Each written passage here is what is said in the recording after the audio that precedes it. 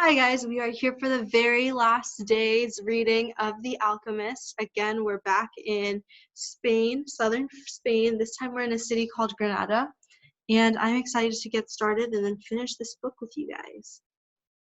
Alrighty. The sea moon blew that day as it had never blown before. For generations thereafter, the Arabs recounted the legend of a boy who had turned himself into the wind, almost destroying a military camp in defiance of the most powerful chief in the desert. When the Simum ceased to blow, everyone looked to the place where the boy had been. But he was no longer there. He was standing next to a sand-covered centennial on the far side of the camp. The men were terrified at his sorcery, but there were two people who were smiling. The alchemist, because he had found his perfect disciple, and the chief, because that disciple had understood the glory of God. The following day, the general bade the boy and the alchemist farewell, and provided them with an escort party to accompany them as far as they chose. They rode for the entire day. Toward the end of the afternoon, they came upon a Coptic monastery. The alchemist dismounted and told the escorts that they could return to the camp. "From here on, you will be alone," the alchemist said. "You're only 3 hours from the pyramids." "Thank you," said the boy. "You taught me the language of the world. I only invoked what you already knew." The alchemist knocked on the gate of the monastery. A monk dressed in black came to the gate. They spoke for a few moments in the Coptic tongue, and the alchemist bade the boy to enter. "I asked him to let me use the kitchen for a while," the alchemist smiled. They went to the kitchen at the back of the monastery. The alchemist lighted the fire, and the monk brought him some lead, which the alchemist placed in an iron pan. When the lead had become liquid, the alchemist took from his pouch the strange yellow egg. He scraped from it a sliver as thin as a hair, wrapped it in wax, and added it to the pan in which the lead had melted. The mixture took on a reddish color, almost the color of blood. The alchemist removed the pan from the fire and set it aside to cool. As he did so, he talked with the monk about the tribal wars. "I think they're going to last for a long time," he said to the monk. The monk was irritated. "The caravan's been stopping at Giza for some time, waiting for the wars to end. But God's will be done," the monk said. "Exactly," answered the alchemist. When the pan had cooled, the monk and the boy looked at it, dazzled. The lead had dried into the shape of the pan, but it was no longer lead. It was gold. "Will I learn to do that someday?" the boy asked. "This was my personal legend, not yours," the alchemist answered, "but I wanted to show you that it is possible." They returned to the gates of the monastery. There the alchemist separated the disc into 4 parts. "This is for you," he said, holding one of the parts out to the monk. "It's for your generosity to the pilgrims." "But this payment goes well beyond my generosity," the monk responded. "Don't say that again. Life might be listening and give you less next time." The alchemist turned to the boy. "This is for you, to make up for what you gave to the general." The boy was about to say that it was much more than he had given the general, but he kept quiet because he had learned what the alchemist said to the monk. "And this is for me," said the alchemist, keeping one of the parts, "because I have to return to the desert where there are tribal wars." He took the 4th part and handed it to the monk. "This is for the boy, if he ever needs it." "But I'm going in search of my treasure," the boy said, "and I'm very close to it now." "And I'm certain that you will find it," the alchemist said. "Then why this?" "Because you've already lost your savings twice, once to the thief and once to the general. And I'm an old superstitious Arab, and I believe in our proverb. There's one that says, 'Everything that happens once can happen again, but everything that happens twice will surely happen a third time.'" They mounted their horses. "I want to tell you a story about dreams," said the alchemist. The boy brought his horse closer. In ancient Rome, at the time of Emperor Tiberius, there lived a good man who had 2 sons. One was in the military and had been sent to the most distant regions of the empire.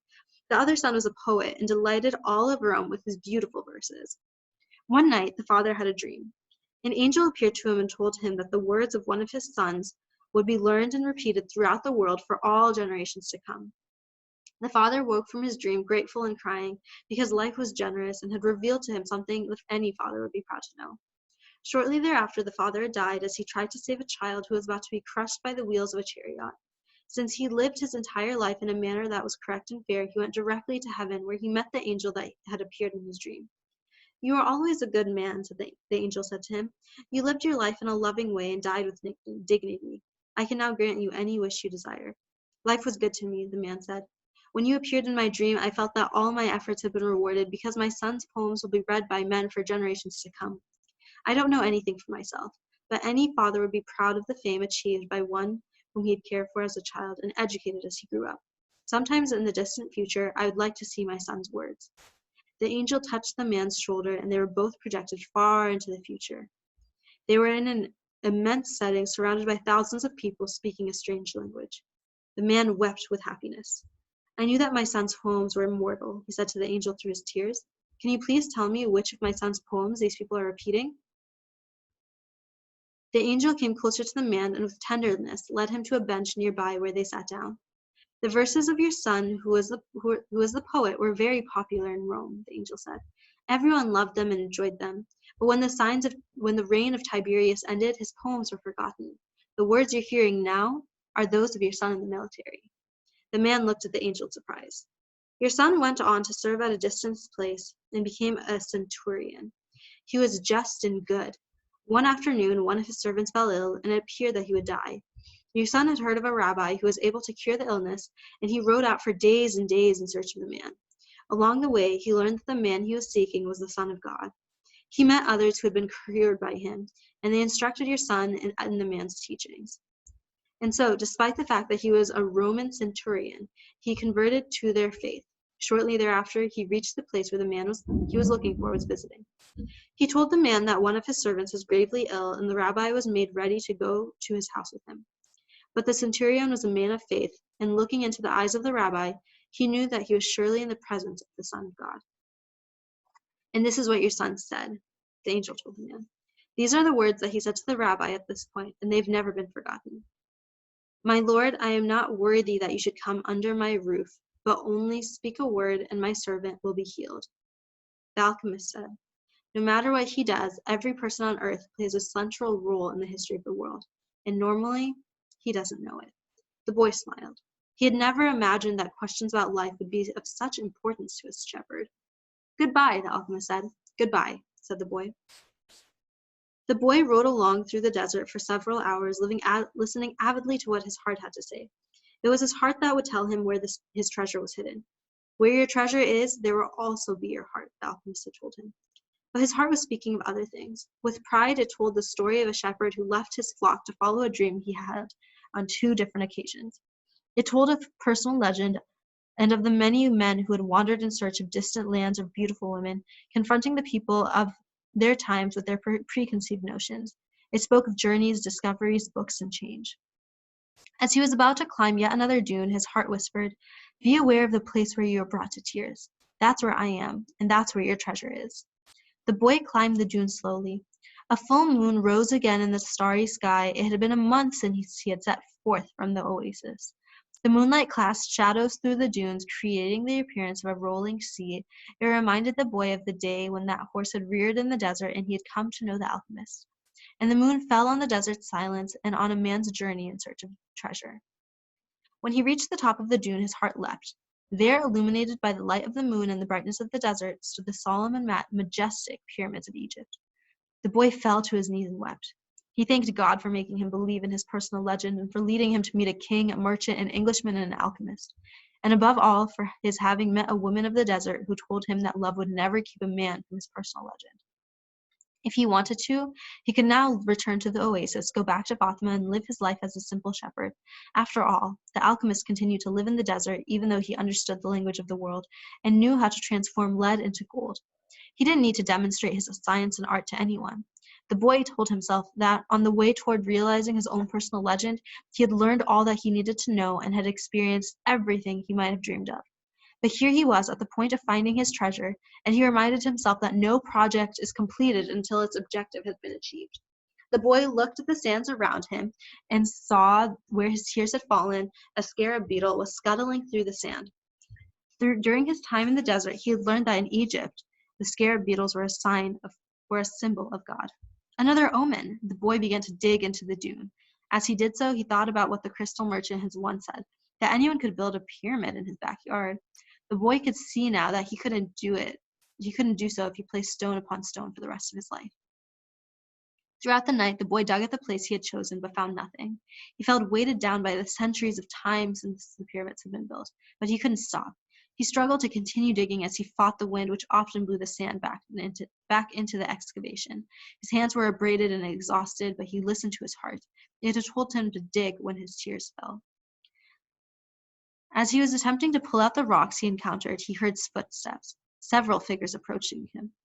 Their backs were to the moonlight, and the boy could see neither their eyes nor their faces. "What are you doing here?" one of the figures demanded. Because he was terrified, the boy didn't answer. He had found where his treasure was and was frightened at what might happen. "We're refugees from the tribal wars, and we need money," the other figure said. "What are you hiding there?" "I'm not hiding anything," the boy answered. But one of them seized the boy and yanked him back out of the hole. Another, who was searching the boy's bags, found the piece of gold. "There's gold here," he said. The moon shone on the face of the Arab who had seized him, and in the man's eyes, the boy saw death. "He's probably got more gold hidden in the ground." They made the boy continue digging, but he found nothing. As the sun rose, the man began to beat the boy. He was bruised and bleeding, his clothing was torn to shreds, and he felt that death was near. "What good is money to you if you're going to die? It's not often that money can save someone's life," the alchemist had said. Finally, the boy screamed at the men, "I'm digging for treasure." And although his mouth was bleeding and swollen, he told his attackers that he had twice dreamed of a treasure hidden near the pyramids of Egypt. The man who had appeared to be the leader of the group spoke to one another. "Leave him.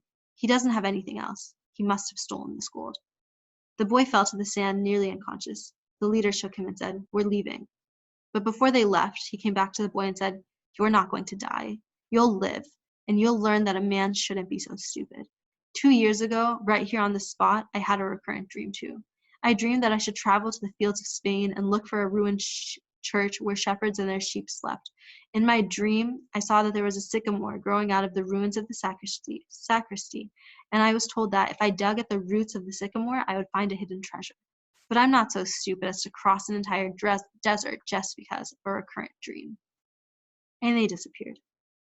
The boy stood up shakily and looked once more at the pyramids. They seemed to laugh at him, and he laughed back, his heart bursting with joy, because he knew where his treasure was.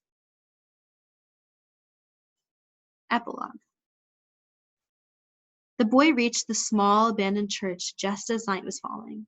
The sycamore was still there in the sacristy, and the stars could still be seen through the half-destroyed roof.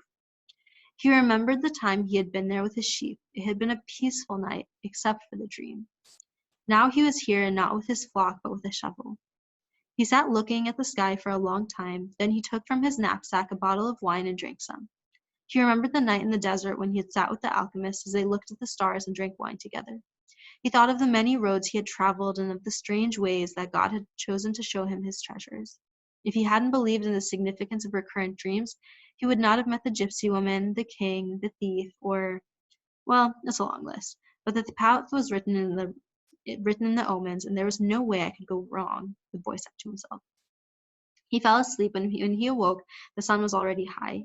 He began to dig at the base of the sycamore. "You old sorcerer," the boy shouted up to the sky. "You knew the whole story. You even left a bit of gold at the monastery so I could get back to the church.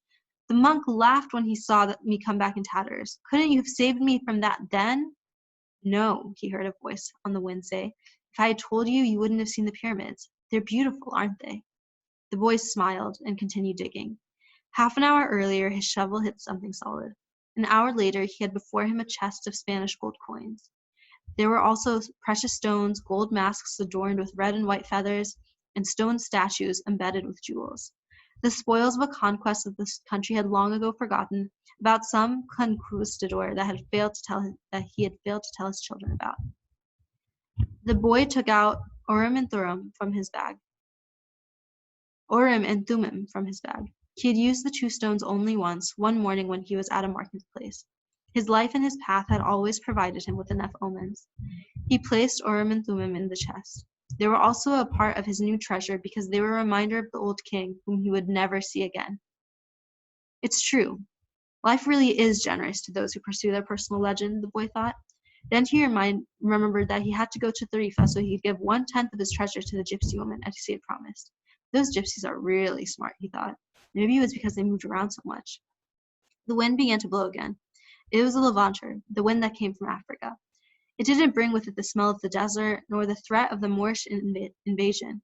Instead, it brought the scent of a perfume he knew well and the touch of a kiss that came from far away, slowly, slowly, until it rested on his lips.